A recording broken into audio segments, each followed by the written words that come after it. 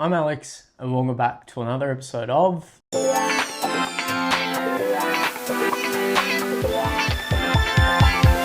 Each week I pick a topic I know a little bit about and we learn about it together. Today we're talking about something we use every single day, something that we stress over, celebrate, chase, argue and save.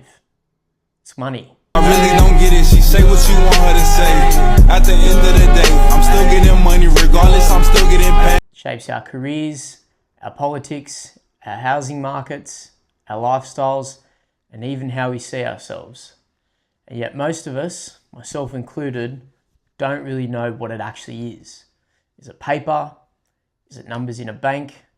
Is it gold? Or is it just an idea? Today, we're breaking down what money actually is, where it came from, how it works, and where it's heading. Here's a sentence changes everything. Money is trust. It isn't coins, it isn't notes, and it isn't numbers in your banking app. It's a shared agreement. If tomorrow everyone in Australia agreed the bottle caps were worth $100 each, and Woolworths and Coles accepted them, that's money. Money only works because we believe it works. In fact, the Australian dollar has value because the government declares it legal tender and because millions of people trust that someone else will just accept it tomorrow.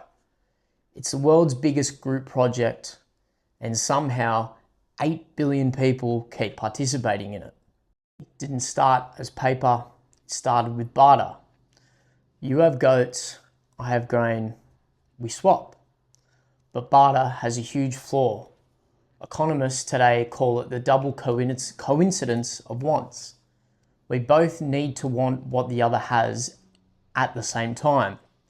So humans move to commodity. Things like gold, silver, salt, cattle, cocoa beans, and even giant limestone discs called rye stones on the island of Yap. Some of those weighed 4 tons. Gold eventually won because it was rare, durable, divisible, hard to fake. Around 600 BC, the Kingdom of Lydia minted the first official coins. Fast forward to China in the 7th century, paper money appears because carrying heavy metal was very dangerous. Banks then eventually stored the gold and gave receipts.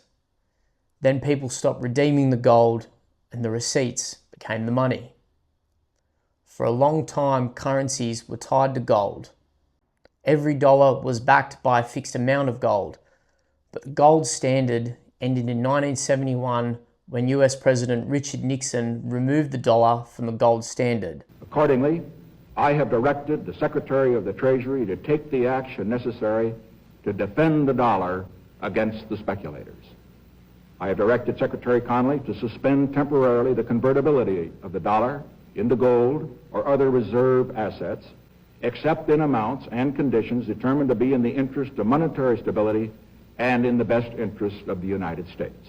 Since then, almost all global currencies have been fiat money, and fiat just means by decree. Money has value because governments say so, and because we, the people, trust them. Money does not physically exist. In Australia, like most developed countries, over 90% of money is digital. It's numbers in a database. When you get a $700,000 mortgage, the bank doesn't transfer someone else's money into your account. It creates new money. It literally types it into existence. That new money then enters the economy. You pay the seller deposits it, and the system expands. This is called fractional reserve banking. Banks are allowed to lend out multiples of the deposits they hold as long as they meet regulatory standards and requirements. Central banks influence this system through interest rates, money supply, bond purchases. During COVID-19, trillions of dollars were created to keep economies alive. That money helped prevent collapse but it also contributed to the inflation spike that we've felt ever since. Money has value because of 4 pillars. The first is trust, such as if people lose faith, economies will just collapse. The second is stability, such as stable governments create stable currencies, and political chaos often destroys them. Third is network effect, which is where money works because everyone else uses it. You accept an Australian dollar because you know the next person will too. It's just collective confidence. And the last is scarcity. Like if too much money exists, prices rise, which is just inflation. An example of this is Zimbabwe in the 2000s. Inflation became so extreme that prices doubled within hours. They printed $100 trillion notes and eventually the currency just became worthless.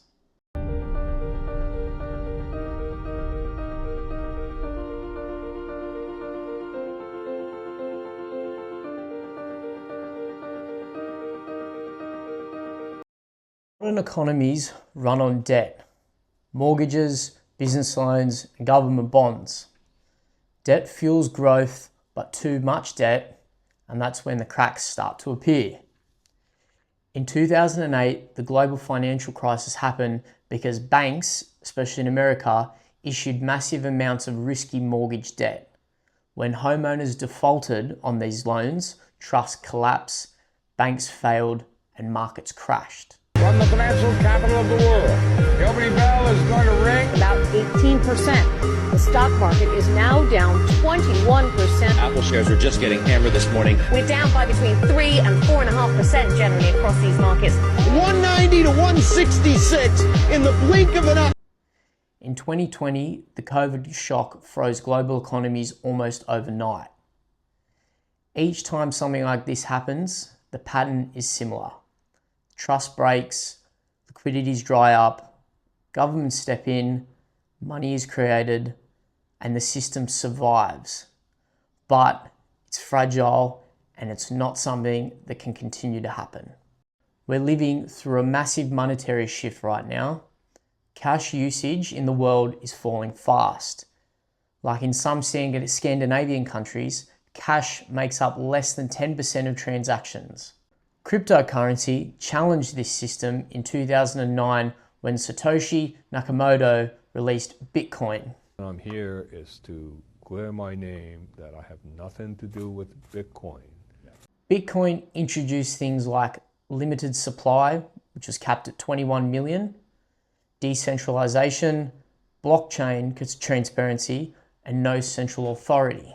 It hasn't replaced money, but it changed how we think about it. Governments now are experimenting with central bank digital currencies, such as digital dollars or digital euros. This programmable money means faster payments, but also less privacy. The next 20 years may be a battle between convenience and control. So remember kids, cash will always be king. That keeps society running, money also creates tension. Wealth inequality is rising in many countries like Australia. Asset owners often grow richer through things like property and investments.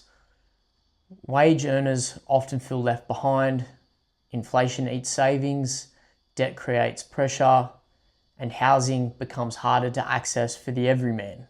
The old saying that money is the root of all evil isn't entirely correct, but money does amplify advantages for some people and exposes weaknesses for most. Sometimes feel like a giant system that's controlling us, but it's actually something humans invented just to make trade easier. Money isn't gold or any of those things that I mentioned before. It's a story backed by trust, by governments, by banks, and by belief. And somehow that shared belief built cities, launched companies, funded space travel, and it runs the modern world. Money might not be physically real, but its influence from ancient times to now absolutely is.